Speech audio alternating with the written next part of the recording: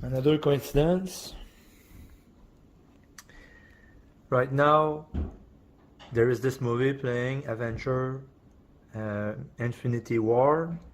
It's a series of movies that has to do with gods fighting other gods, but with the help of man. And then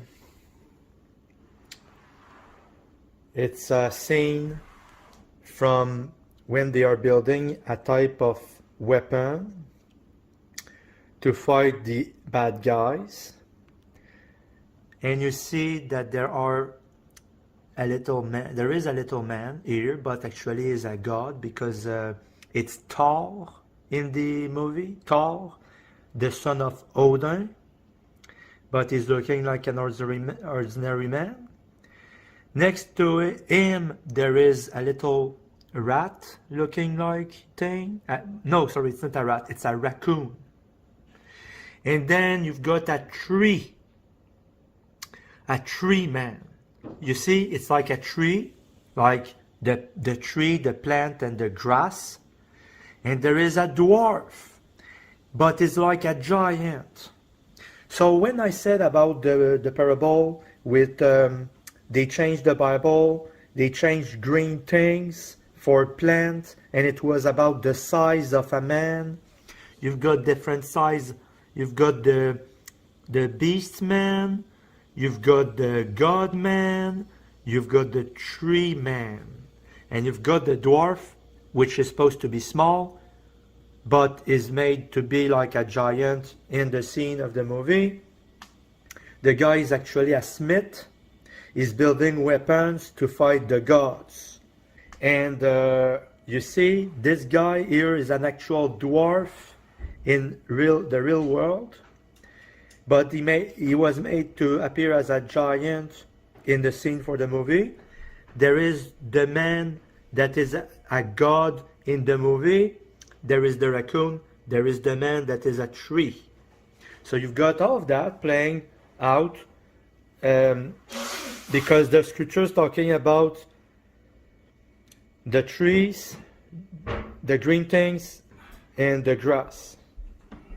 So I just wanted to show you this. Okay, Kelly, on the comment you wrote to me, you gave me two passages, one from Ezekiel 20, and the other one was Revelations 9:4. But I want to read out of, this is Hireling's Bible that he refuses, so I'm using it for study. 45. Moreover, the word of the Lord came unto me, saying, Son of man, set thy face towards the south, and drop thy word towards the south, and prophesy against the forest of the south field. And say to the forest of the south, Hear the word of the Lord. Thus saith the Lord God, Behold, I will kindle a fire in thee, and it shall devour every green tree in thee, and every dry tree. The flaming flame shall not be quenched, and all faces from the south to the north shall be burned therein. And all flesh shall see that I, the Lord, have kindled it. It shall not be quenched. Then said I, Ah, Lord God, they say of me, doth he not speak parables? And from what I'm understanding, the belief is that in Revelation 9:4, that because he's saying green grass and green things or any tree, that's a parable, because here it has God speaking in a parable. And this is a parable. The problem with Hireling is he thinks everything is a parable, and you can't look at it that way. You got to look at it as some things are just metaphor and reality. You got to compare them.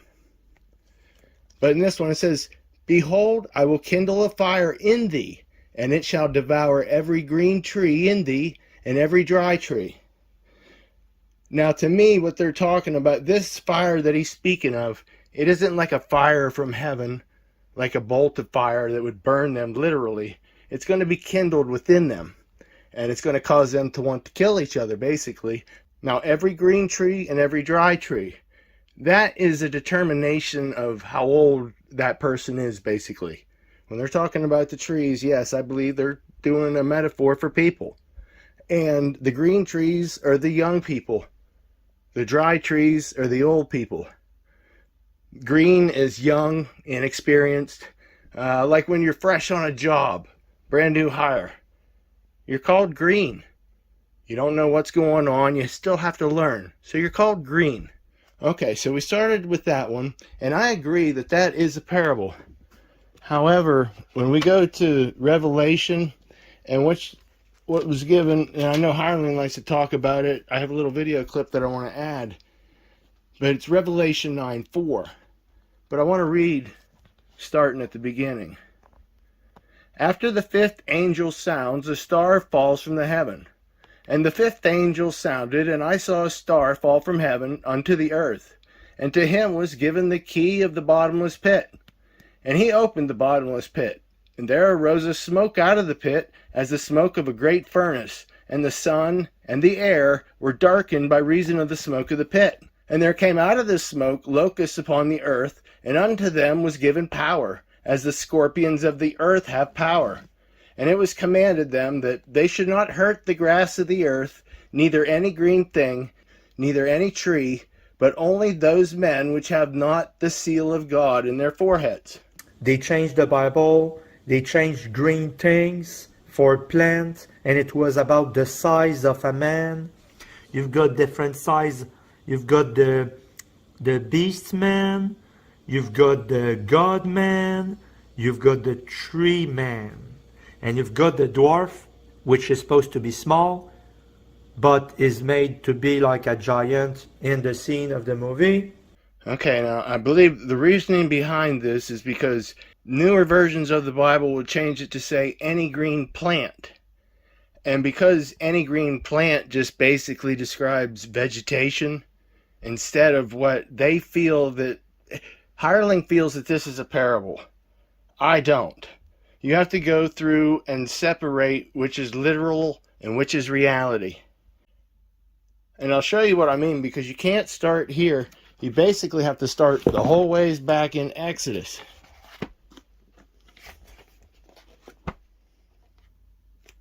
Right here on 12. I haven't marked it out yet. And the Lord said unto Moses, stretch out thine hand over the land of Egypt, for the locusts, that they may come up upon the land of Egypt, and eat every herb of the land, even all that the hail hath left. And Moses stretched forth his rod over the land of Egypt, and the Lord brought an east wind upon the land all that day and all that night. And when it was morning, the east wind brought the locusts. And the locusts went up over the land of Egypt, and rested in all the coasts of Egypt. Very grievous were they. Before them there were no such locusts as they, neither after them shall be such. For they covered the face of the whole earth, so that the land was darkened. And they did eat every herb of the land, that would be every vegetation of the land, and all the fruit of the trees, which the hail had left. And there remained not any green thing in the trees. Now we need to know if any green thing here also means alien or reptilian, because I don't think it does. I think they're talking about the vegetation that wasn't destroyed by the hail. And there remained not any green thing in the trees or in the herbs of the field through all the land of Egypt. Okay, I want to go to chapter 9:22. Chapter 9, verse 22 in Exodus. And the Lord said unto Moses, stretch forth thine hand towards heaven, that there may be hail in all the land of Egypt, upon man, and upon beast, and upon every herb of the field throughout the land of Egypt. And Moses stretched forth his rod towards heaven, and the Lord sent thunder and hail, and the fire ran along upon the ground, and the Lord rained hail upon the land of Egypt. So there was hail and fire mingled with the hail, very grievous, such as there was none like it in all the land of Egypt since it became a nation. Okay, now 25 is what the hail killed. And the hail smote throughout all the land of Egypt all that was in the field, both man and beast, and the hail smote every herb of the field, and brake every tree of the field. Okay, so they talked about a tree there. Every herb, which is your vegetation, which are your bushes and things like that, And then it also said both man and beast. So in verse 25, it wasn't combining man to be any type of greenery that I can see. But all of these verses, they look very similar to that's found in Revelation.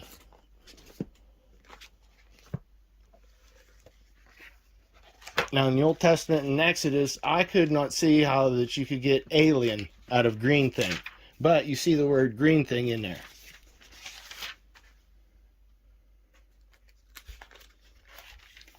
Now in Revelation, when you get to all the opening of the seals, you want to start at 6.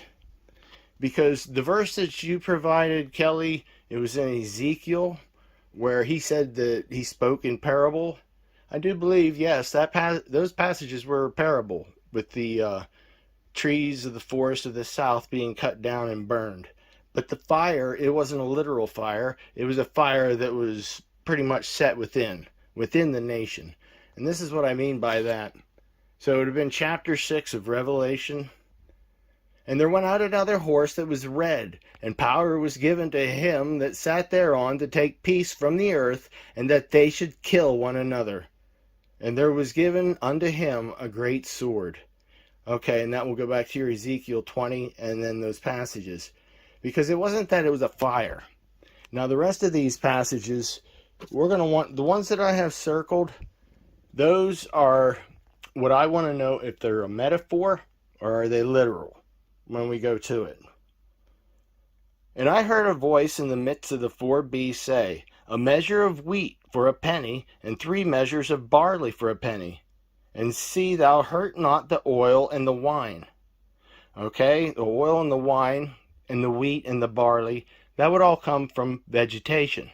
Now I don't see how that's being compared with anything to be a metaphor. 8. And I looked, and behold, a pale horse, and his name that sat down on him was Death, and hell followed with him, and power was given unto them over the 4th part of the earth to kill with sword, and with hunger, and with death, and with the beasts of the earth. Now what were they going to kill? If they're going to kill something with a sword, and hunger, and death, and beasts, were they talking about greenery? Were they talking about grass, or bushes, or trees? I don't believe so. They're talking about people. But they didn't say people, but they didn't say that it was bushes either. Okay, let's take a look at those words and let's see. Are they literal or metaphorical? Given unto them over a 4th part of the earth. That's literal. To kill, literal. Sword, literal. Hunger, literal. Death, literal. And with the beasts of the earth. Those are all literal. So those aren't a metaphor, so they wouldn't be a parable towards anything. And I beheld when he had opened the 6th seal, and lo, there was a great earthquake, and the sun became black as sackcloth of hair, and the moon became as blood. Okay, earthquake, it would be literal. Sun, literal. Moon, literal. And blood, literal. Well, as blood, I guess that would be symbolic. But the sun and the moon are literal. They're not part of a parable. They're not being compared to anything. They're the actual moon and the sun. And the stars of heaven fell unto the earth, even as a fig tree casteth her untimely figs when she is shaken of a mighty wind. And the heaven departed as a scroll when it is rolled together, and every mountain and island were moved out of their places. Those would be literal that I can tell.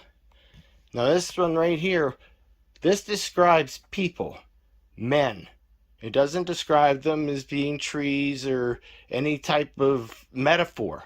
It's the kings of the earth, and the great men, and the rich men, and the chief captains, and the mighty men, and every bondman, and every free man, hid themselves in the dens, and in the rocks of the mountains. Now again, I don't see any greenery in there. And the reason I'm saying that is because when we hit chapter 9, I want to know why Hireling thinks that it's automatically assumed that it's in there. Because he says all things, every time you say things, you're saying a human or a man, but that's not true. Chapter 7, sealing of the servants of God. Right here, this is a good example. And after these things, I saw the four corners of the earth. Now, when it says after these things, is he talking about these people? And after these people? No, he's not. There's a lot of, when you look up the word things and you look how it's used in there, it represents a lot more than just people. They changed the Bible, they changed green things for plants, and it was about the size of a man. You've got different size.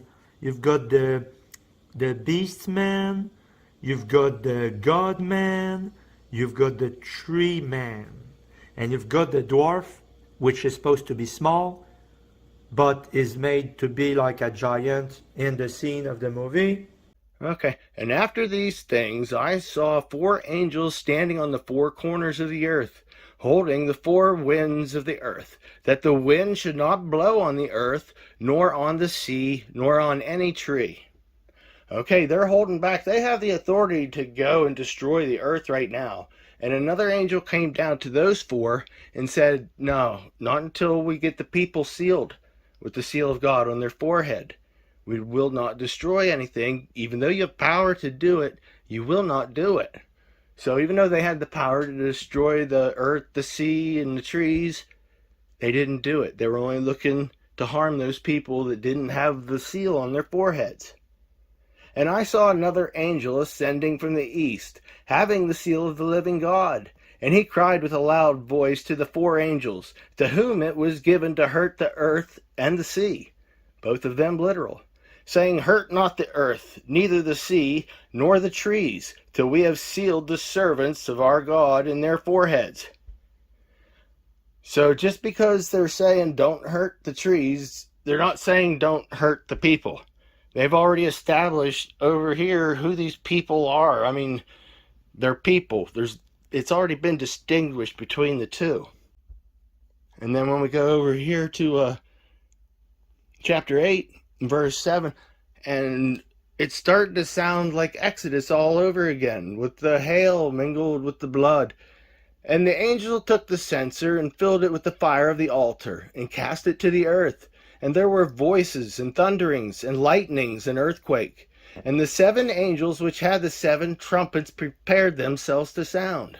The first angel sounded, and there followed hail and fire mingled with blood, which is exactly what happened in Exodus. And they were cast upon the earth, and a third part of the trees was burned up, and all green grass was burned up.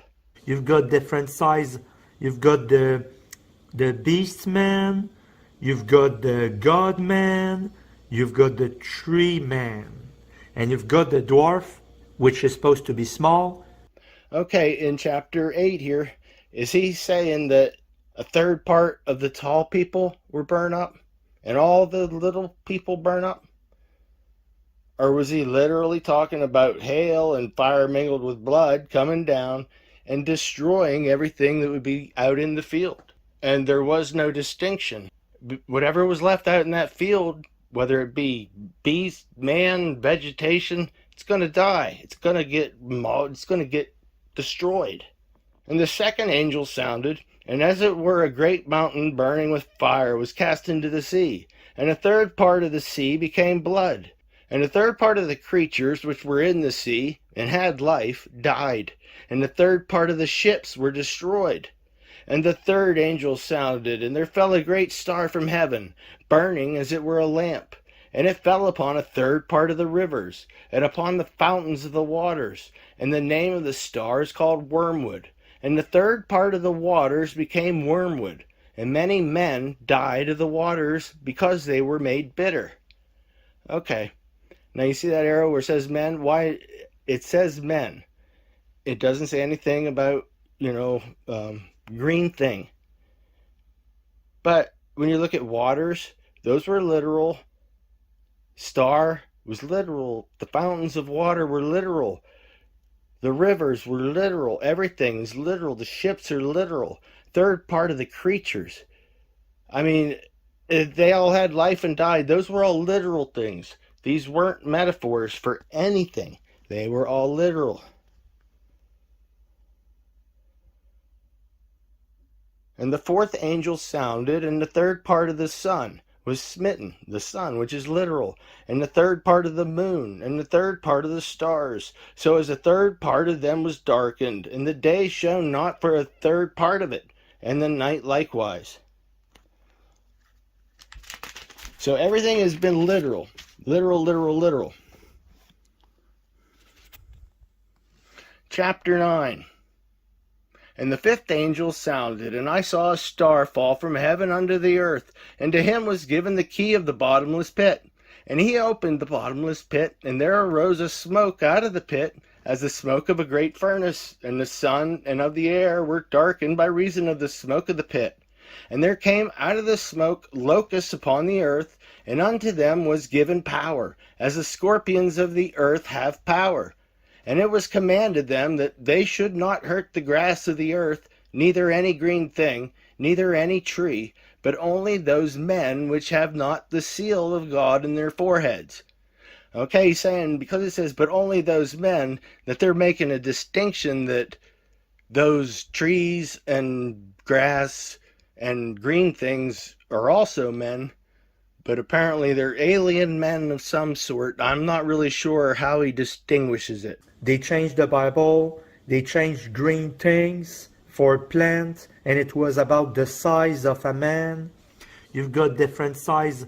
You've got the beast man, you've got the God man, you've got the tree man.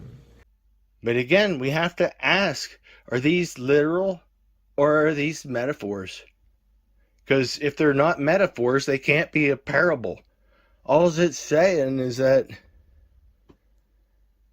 hey, you have the power to hurt the green grass and everything like that, but don't. We just want you to hurt these certain people. And that's it. Because 7...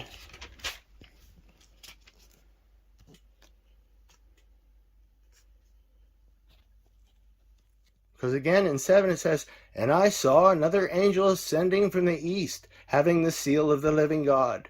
And he cried with a loud voice to the 4 angels, to whom it was given to hurt the earth and the sea, saying, hurt not the earth, neither the sea nor the trees, till we have sealed the servants of our God in their foreheads. So in order to believe that these are aliens, you have to believe that the trees that they're talking about right here are people. And I don't. I see them as vegetation. I mean, I see this as being basically the literal vegetation. You have to have a literal of something sometime. And everything, all these circles, have all been literal. They've all been literal things. But then you can't come over here and say, oh no, I want to change this green grass and this tree to mean people. And then when you hear Harling describe it, and he gives this, I don't know, some TV program, futuristic sci-fi example of this great big tree shrub man and a little wee man and some other man, and they're building weapons for gods. And they changed the Bible, they changed green things for plants, and it was about the size of a man. You've got different size. You've got the beast man, you've got the God man, you've got the tree man, and you've got the dwarf, which is supposed to be small, but is made to be like a giant in the scene of the movie. The guy is actually a smith. He's building weapons to fight the gods. I don't know what the moral of that story is, and I don't rightfully care, because nothing he said was pretty much anywhere in the Bible that I seen. I could be mistaken. Like I said, I'm not a connoisseur at it. But I can pretty much tell you that this isn't a parable. And that's why I don't think it matters whenever it says any green plant or any green thing. Because that's all the any green thing was talking about anyways. Vegetation. There's many different kinds of vegetation. You had all the fig trees and the juniper berries and just the olives. There's just many different types. And that's what they used. Green things. So that's my answer, Kelly. I know it's all over the place maybe, but I gave as many scriptures as I could off the top of my head. And it's up to whomever if they want to seek deeper into it. And I mean, if they have anything that can overturn what I'm thinking, I'll be glad to, consider it. But from everything I've researched and studied, I don't see it. And from this video that I'm going to add on here of Harlan trying to explain it with some sci-fi TV program, I still don't get it. Now, if he can make a video that will describe it better and use some actual... Oh, where's that one? There's First Peter.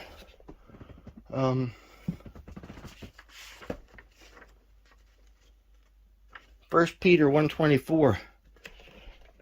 Where is that? Where's Peter?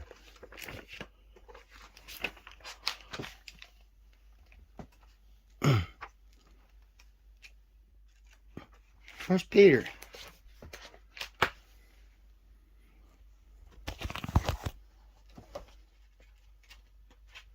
Where the hell's Peter?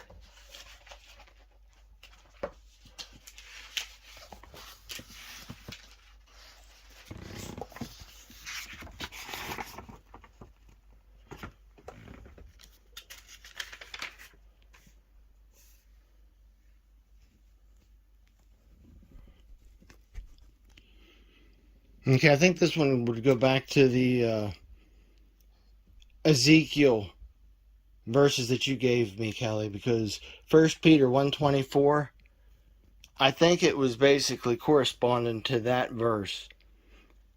We'll go with 3:23 first. Being born again, not of corruptible seed, but of incorruptible, by the word of God, which liveth and abideth forever. For all flesh is as grass, and all the glory of man the flower of grass. The grass withereth, and the flower thereof falleth away. But the word of the Lord endureth forever. And this is the word by which by gospel is preached unto you.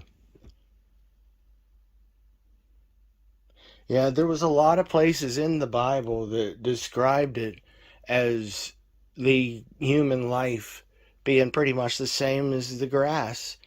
Beautiful, stands up straight, and then by the end of the season it's all bent over and yellowish green and half dead, and that's just the way life goes.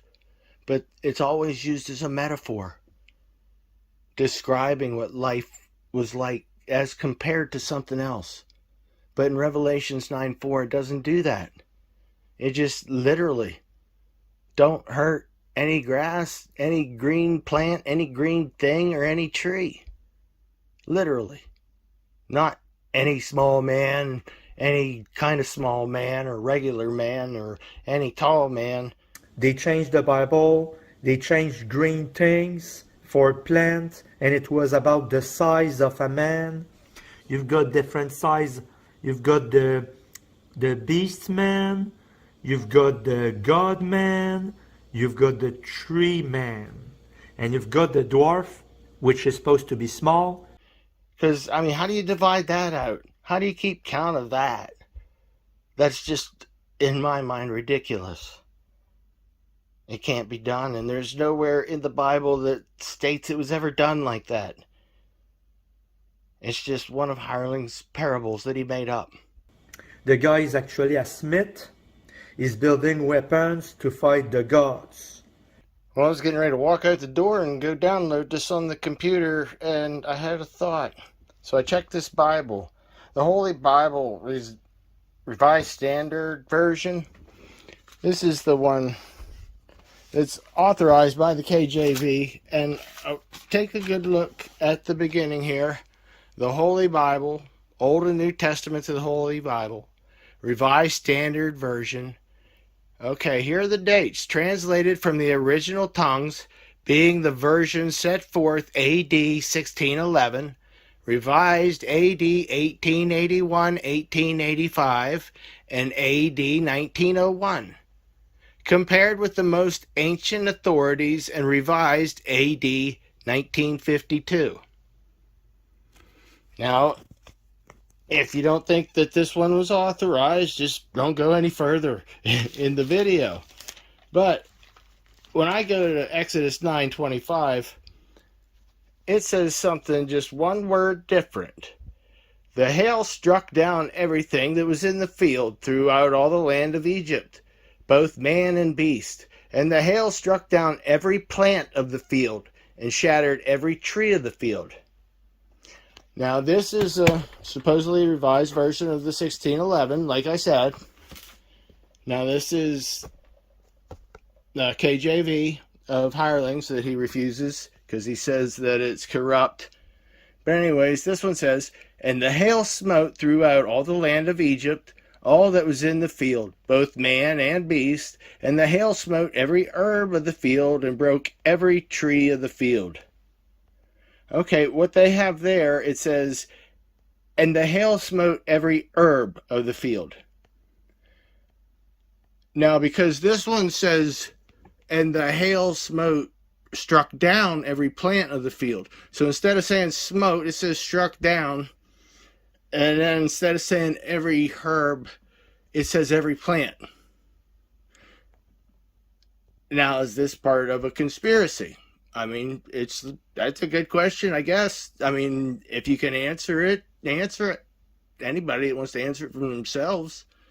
But I think they're just talking about vegetation.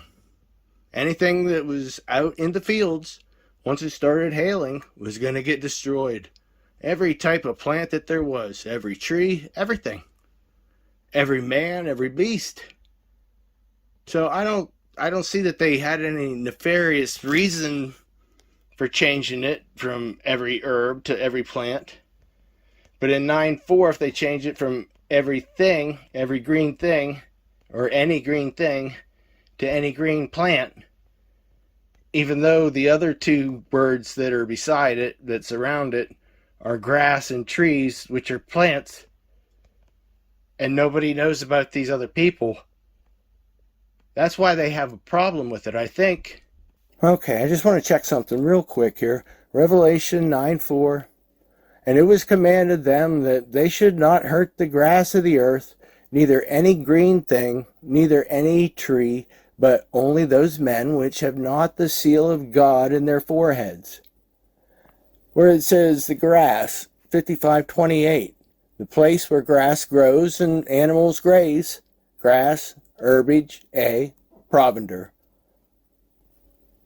Okay, but I want to see what was originally created in Genesis 1. So what I'm going to do is I'm going to search for grass. Genesis 1:11. And God said, let the earth bring forth grass, the herb yielding seed, and the fruit tree yielding fruit after its kind, whose seed is in itself, upon the earth, and it was so. So let's take a look at what grass says. Grass, new grass, green herb. Okay, vegetation, young. Let's see what herb says, H6212. Herb, herbage, grass, green plants. Okay, could this be where Revelation got the words green plants from? It's right here in Genesis 1, but you got to connect the dots.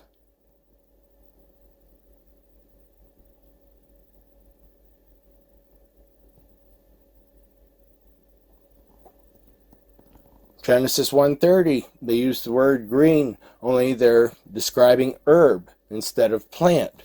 But herb, right there, means green plants. Genesis 2:5, it actually says plant. And every plant of the field before it was in the earth, and every herb of the field before it grew. So let's see what every plant is. Bush, plant, shrub.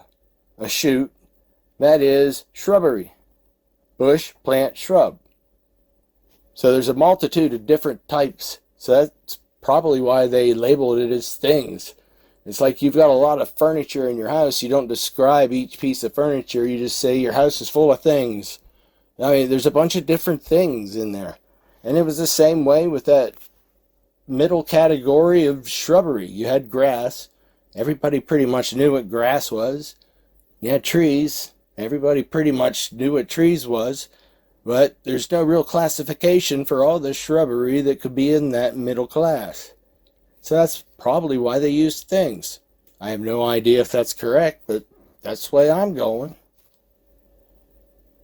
Okay, and I'm not going to spend a bunch of time on any of these definitions, but I just wanted to let you know that herb means green plants. Whether it means anything to anybody else, I know Hireling doesn't like me to use those words with those numbers beside it. It's called a definition, but he don't like me using those things. Now, if this is admissible, I don't know. But it says green plants. And when you go to Revelation 9:4, they're not used as a metaphor. They're used as a literal grass, plants, and trees. The literal things they were told not to be destroyed. They weren't talking about aliens, green aliens, in my opinion. And maybe just a little food for thought and something to take away from it would be take a look at how the word tree is used in Revelation, like starting from Revelation 6:13, and the stars of heaven fell unto the earth, even as a fig tree casteth her untimely figs when she is shaken of a mighty wind. Now that's a metaphor, but is it describing an alien reptile, green alien reptile of any type, or any type of, height of a figure, I guess, because that's the way Hireling describes it.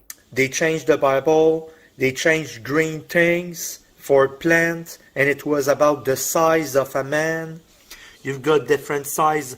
You've got the beast man, you've got the God man, you've got the tree man, and you've got the dwarf, which is supposed to be small, but is made to be like a giant in the scene of the movie. And then Revelation 7:1, and after these things I saw 4 angels standing on the 4 corners of the earth, holding the 4 winds of earth, that the wind should not blow on the earth, nor on the sea, nor on any tree. Now, why wouldn't it say, if it was these alien reptiles that they're supposed to be saving or what have you, why wouldn't they say nor on any grass or any green herb or plant? I don't understand how this is coming together. 7:3 saying, hurt not the earth, neither the sea, nor the trees, till we have sealed the servants of our God in their foreheads. Now the servants of their gods, those are humans. Those are people on 2 feet. They're not described as aliens or green things.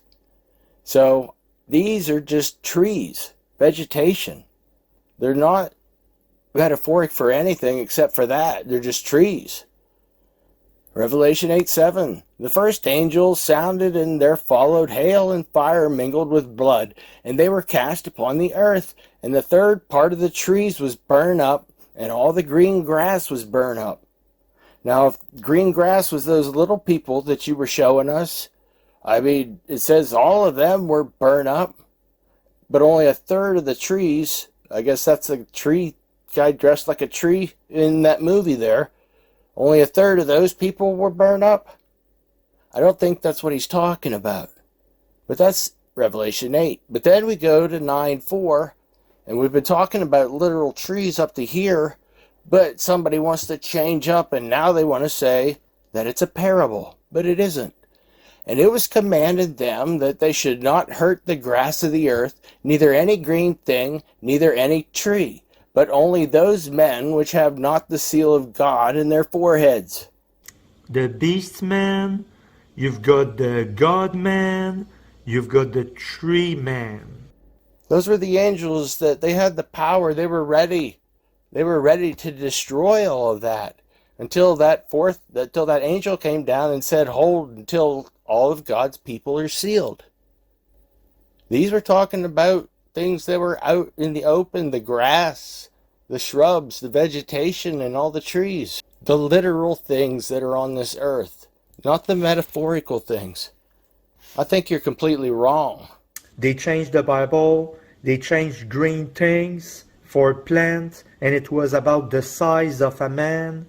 You've got different size. You've got the beast man, you've got the God man, you've got the tree man, and you've got the dwarf, which is supposed to be small, but is made to be like a giant in the scene of the movie. The guy is actually a smith. He's building weapons to fight the gods. I keep running across stuff that it feels like I gotta add it in. This is the RSV or whatever I showed earlier, and it reads different up here. But remember, Revelations 9:4, hireling says that where it says green things, that means that God is describing reptilian people. Now, the newer versions, he said they changed it to say green plants to make it sound like vegetation, when really it means green aliens. But because now they're putting plants in there, they can say that they're actually talking about vegetation. But let's see here. Revelations 9:4 up here, it reads something completely, not completely different, but something I've only seen once. It says, they were told not to harm the grass of the earth or any green growth or any tree, but only those of mankind who have not the seal of God upon their foreheads. They were allowed to torture them for 5 months. Now, why would it say, but only those of mankind who have not the seal of God upon their foreheads? Now, I know and I understand that we have been compared to trees. We've been compared to grass in previous books of the Bible. But I don't believe that this is a metaphor for anything meaning green alien, even though they put growth there. I believe that all three of these are being characterized as being literal. The grass, the vegetation, and the trees, or the green growth, or the green things, hireling. You've got different size. You've got the beast man, you've got the god man, you've got the tree man, and you've got the dwarf, which is supposed to be small, but is made to be like a giant in the scene of the movie. The guy is actually a smith. He's building weapons to fight the gods. But because this says green growth, it's now a demonic possessed Scientology Bible, apparently, even though there's nothing on the cover. Nope, nothing on the cover, but it's evil. This book is completely evil now because it's talking about vegetation. They changed the Bible, they changed green things for plants, and it was about the size of a man.